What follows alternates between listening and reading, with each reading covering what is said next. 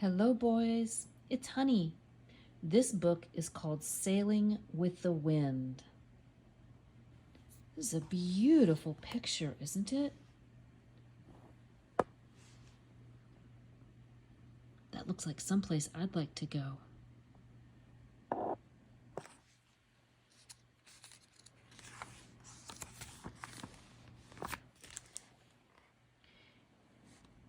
My Uncle Jack was lucky.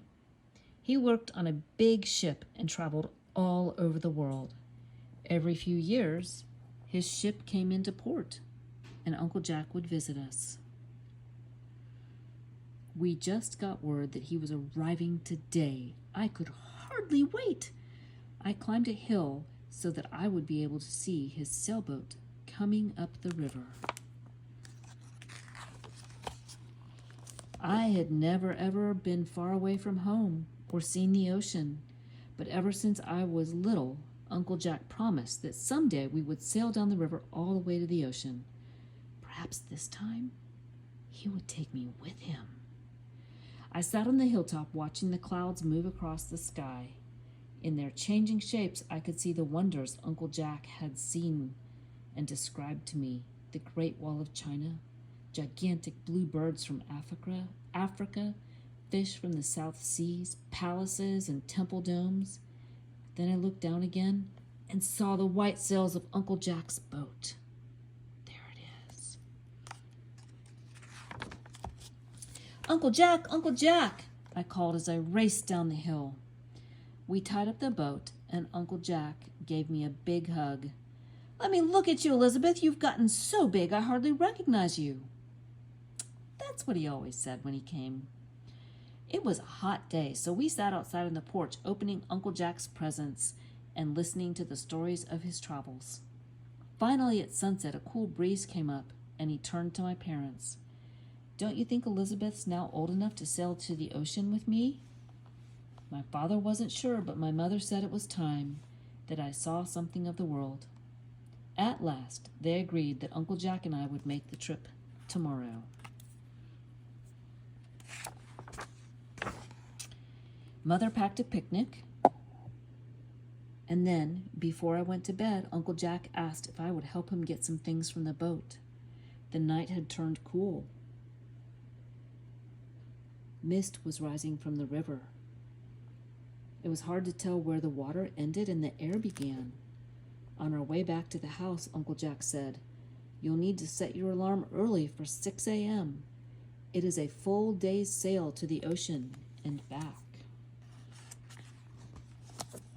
I was so excited that I couldn't fall asleep. What if my alarm clock didn't go off?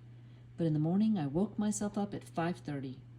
Uncle Jack rowed the boat out into the river just as it started to get light. I put on my life jacket and he raised the sails.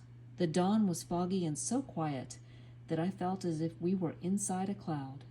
There was no wind, but the river's current carried us on our way. As the sun rose and the fog dissipated, the sails filled with wind. Our boat picked up speed, moving swiftly down the river. Uncle Jack let me have a turn at the rudder, and he didn't even say anything when I took my life jacket off. I'd never seen this part of the river before. It was the farthest I'd ever been from home. It was almost noon, and we hadn't eaten breakfast. Uncle Jack said we should have our picnic on the little island up ahead, because we would soon be in the bay, far away from any land. We ate sandwiches, and I poured Uncle Jack some coffee. But I was in a hurry to get started again. I had seen seagulls flying above the river, and all I could think of was the ocean, waiting for me close by. We sailed into the bay and then slowly out into the vast blue ocean. It was more beautiful than I had imagined, but our boat seemed frail and tiny as it bobbled about in the waves. The wind constantly changed and was so strong that I put my life jacket back on. Uncle Jack said, "Looks like a storm is brewing. I think we should turn back."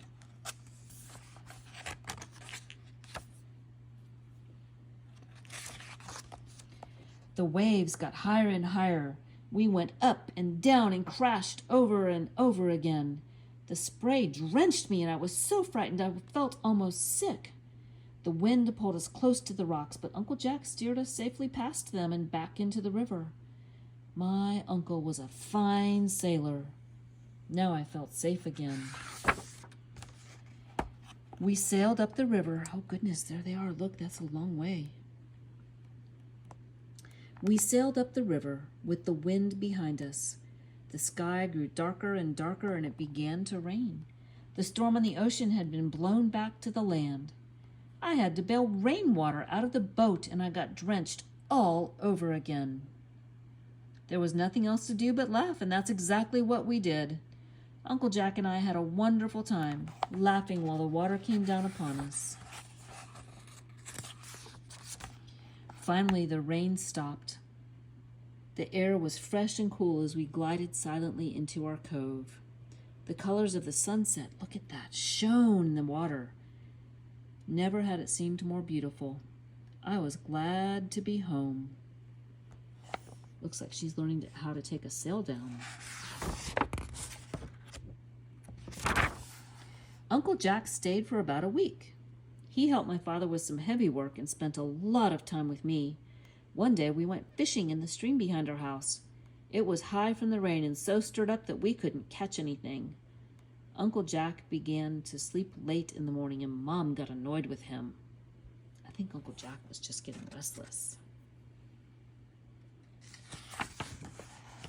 One morning at breakfast, he announced that it was time for him to go and get back to his ship.